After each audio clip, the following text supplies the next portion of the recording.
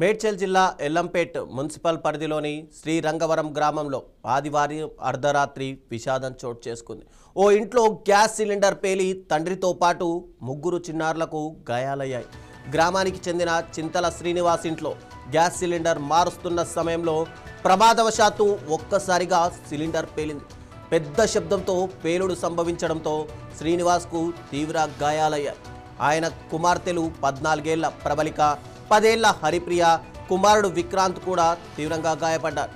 ఇక పేలుడు దాటికి ఇంట్లోని వస్తువులు చెల్లా చెదురుగా పడిపోయాయి.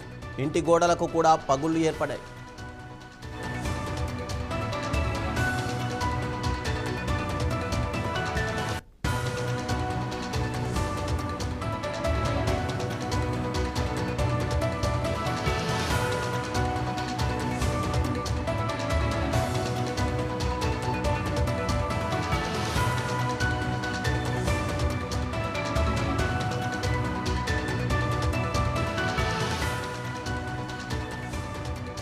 పేలుడు శబ్దం విన్న స్థానికులు ఒక్కసారిగా ఉలిక్కిపడ్డారు. వెంటనే సంఘటనా స్థలానికి చేరుకొని సహాయక చర్యలు చేపట్టారు. అగ్నిమాపక సిబ్బందికి 108 అంబులెన్స్కు సమాచారం అందించారు. క్షతగాత్రులకు అంబులెన్స్ సిబ్బంది అక్కడే ప్రథమ చికిత్స అందించారు.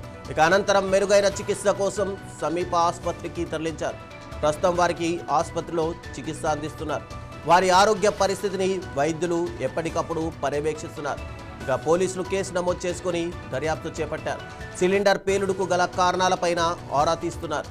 ఈ ప్రమాదం శ్రీరంగవరం గ్రామస్తులను తీవ్ర దిగ్భ్రాంతికి గురి చేసింది. స్థానికులు గాయపడిన కుటుంబానికి తమ మద్దతును అందిస్తున్నారు.